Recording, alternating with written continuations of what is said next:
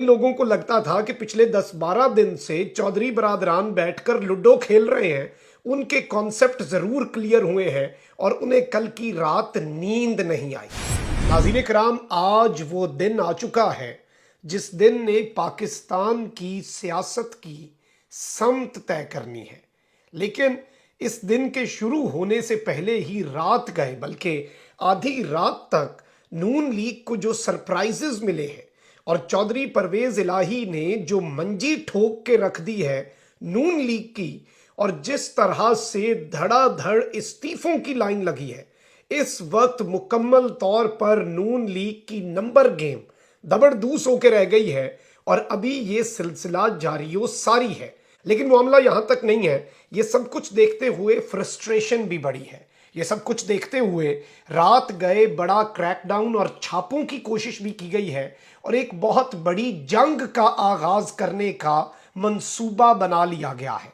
आज किस तरह से पूरे इलेक्शन के अंदर बदमजगी के लिए, धांधली के लिए और हर तरह के हालात को खराब करने के हवाले से मुबैना तौर पर पंजाब का पूरा सूबा, बिलखुसूस ये 20 हल्के किस तरह से मैदाने जंग बनाए जा सकते हैं, इस पर भी कुछ बड़ी इंपॉर्टेंट डेवलपमेंट्स हैं जो आपके सामने रखनी है। बैलेट बॉक्स बदलने का मंसूबा हो चुका है, इलेक्टोरल अमले की तबीयत खराब होगी, एक पूरा बहाना, एक पूरा आप कह लें कि एक पूरी बिसात बिछा दी गई है, एक पूरी planning, plan A, plan B, plan C, Hamza Shehbaz Sharif साहब को और उनकी हुकूमत को बचाने के लिए लोड शेडिंग का इस्तेमाल भी किया जाएगा। मुख्तलिफ टीमों को मुख्तलिफ जो टास्क हैं वो मिल चुके हैं। लड़ाई के बहाने तवज्जो हटाना जो है वो भी इस प्लान का हिस्सा है कि इस तरह के दंगे फसाद कर दिए जाएंगे। और जब जब नून लीग कहती है कि हमें दंगे फसाद होने का खतरा है, हमने उसका सद्देबाब करना है, इसका मतलब यह है कि ये दंगे और फसाद को एक टूल के तौर पर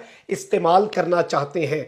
अब रात गए हुआ क्या कि एक तो जी इनके अंसारी साहब जो है वो ऑलरेडी इस्तीफा दे चुके हैं नून लीग की तरफ से, जो एमपीए थे। इसके साथ ही साथ चौधरी परवेज इलाही जोड़ तोड़ भी कर रहे हैं। इसमें एक और बड़ा अहम किरदार मजहबी सियासी रहनुमा हामिद रजा साहब, साहबजादा हामिद रजा साहब, उन्होंने बहुत अहम किरदार अदा किया और मैं ये समझता हूँ कि पीटीआई को उन्हें खराज तहसीन पेश करना चाहिए। जहाँ पर अप्रिसिएशन ड्यू हो वहाँ पर अप्रिसिएशन करनी चाहिए, क्योंकि दो लोगों को तोड़ने में उन्होंने बड़ा अहम किरदार अदा किया। और हमजा शहबाज जो कि इस वक्त नंबर्स गिन रहे थे, पहले इन्हें 9 सीटें चाहिए थी, फिर 10, फिर रात को वो 11 हो गई, एक बंदा इनका नाअहल हो गया, 2 इस्तीफे आए। लीगी रुकन असम्बली जलील शरकपुरी ने स्पीकर पंजाब असम्बली से पंजाब असम्बली के अंदर मुलाकात की, जिसमें उन्होंने चौधरी परवेज इलाही को अपना इस्तीफा पेश किया। रात गए सारा काम हुआ और मुकम्मल तौर पर उनके इस्तीफे का नोटिफिकेशन भी जारी कर दिया गया। सेक्रेटरी पंजाब असम्बली ने नशिस्त खाली होने का नोटिफिकेशन जारी कर दिया। अब इतलात यह है कि फैसल नियाजी, मियाँ जलील शरकपुरी, मौलाना गयासुद्दीन और अशरफ अंसारी ने इस्तीफा दिया है। यानी कि ये 4 बड़ी विकटें गिरी हैं। और इसके अलावा कुछ इतलात हैं कि अभी तक या तो ये इस्तीफे आ चुके होंगे जब ये वीडियो देख रहे हैं, या आ सकते हैं।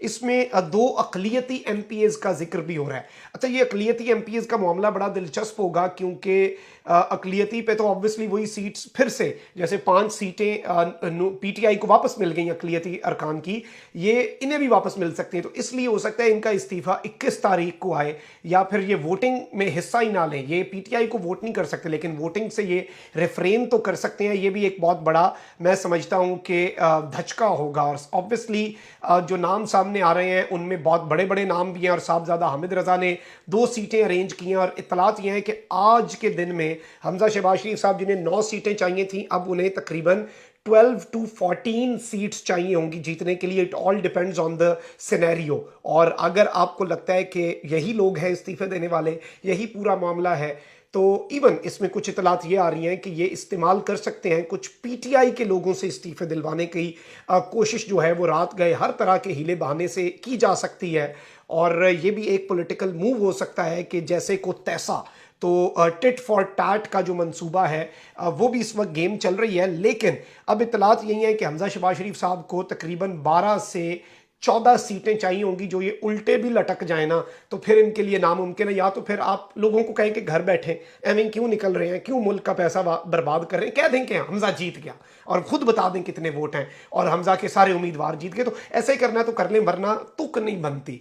और ऑब्वियसली पाकिस्तान तहरीक इंसाफ बहुत सीरियस चीज़ों का और सीरियसली इस बात के ऊपर कह चुकी है कि फिर श्रीलंका जैसे हालात के लिए भी तैयार रहें। तो उनकी तरफ से भी धमकियां बड़ी क्लियर आई हैं। देखना यह है कि अब हालात को किस तरफ ले जाया जाता है। इत्तलात बड़ी कशीदा हैं। ऑब्वियसली रात गए इनकी जो चौधरीज हैं उनकी तरफ से भी ऑब्वियसली वो अब प्लेयर हैं और वो कैंडिडेट हैं चीफ मिनिस्टर के, तो वो आपको लगेगा कि वो लॉबी नहीं कर रहे होंगे। तो आपकी सोच है, सोए वो भी नहीं है, सोए हमजा शहबाज भी नहीं है, लेकिन हमजा शहबाज टेंशन में नहीं सोए और चौधरी परवेज़ इलाही कल की पूरी रात वो एक किसी ने लतीफ़ा लिखा हुआ था कि वो असेंबली में ही बैठे हैं, वो पूरी रात बैठे रहेंगे। किसी ने भी आना है इस्तीफ़ा देने तो वो आ जाए और उसका इस्तीफ़ा फौरी मंजूर भी कर लिया जाएगा। अपना बहुत ज़्यादा ख्याल रखें। अल्लाह निगहबान। पाकिस्तान जिंदाबाद।